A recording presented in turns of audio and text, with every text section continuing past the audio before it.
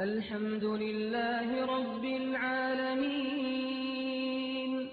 الصديق في أحكامه سيدي محمد الشيخ تاج العارفين يا هو صديق في أحكامه سيدي محمد الشيخ تاج العارفين.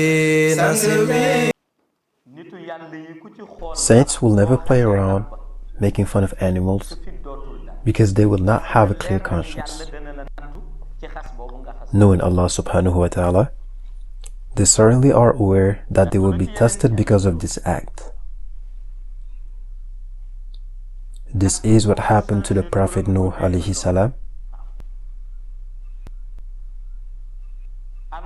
Allah subhanahu wa ta'ala tested him to the point of changing his real name, Yashkur, to Nuh in the sacred book, that is the Quran, after marking a dog. When the animal passed in front of him, the Prophet Nuh made fun of the dog by saying the following: this dog could at least arrange a little this fine hair on his face in order to hide the imperfection of his eyes and hair while laughing.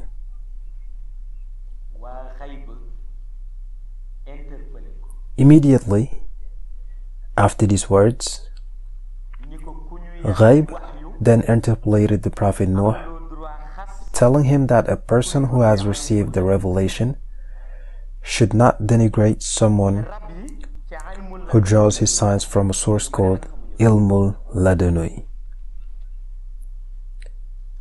Indeed, a lot of people don't know that animals draw from this source. This is why the cat knows the night of fate.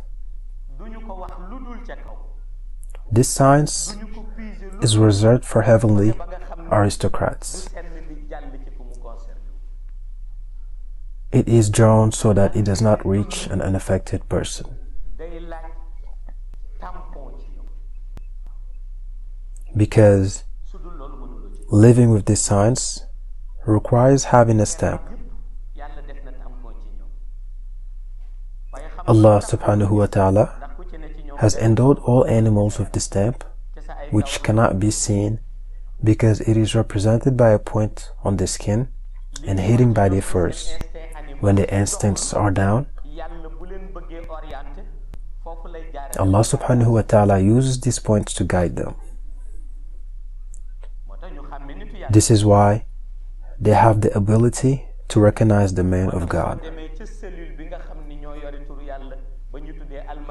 If you have the power to consult the cell in charge of the name of God, Al-Majid, you can communicate with the animals. The Prophet Nuh had omitted all of this by making fun of the dog. To everyone's surprise, the animal gives him a very important answer by telling him the following: by making fun of me, you forgot that Allah subhanahu wa ta'ala had given me the famous stamp and inspired me to adequately respond to this affront. The dog goes on to tell Nuh that, I'm amazed to see a 950-year-old man who was given a universal mission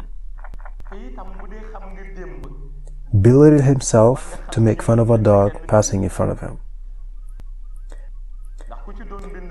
And if he had some time to think, you would understand that no creature had created themselves. And even if that were the case, all creatures will be magnificent. The Prophet Noah, aware of his error, tried to calm the animal in vain. The latter turned his back on him and left. The Prophet Noah then cried until he lost his breath. It was from this moment that he was nicknamed Noah, which means the man who was groaning while crying. He didn't cry just to shed tears, but those annoying words have echoed in the intermediate spaces of ghaib, and a dismissal procedure was contemplated because these words were almost attacked. His prophecy, as the predator attacks his prey, like the disease attacks the body, and as the wand attacks the skin. To save the Prophet Nouh's mission, Allah ordered him to cry hot tear in order to redeem himself.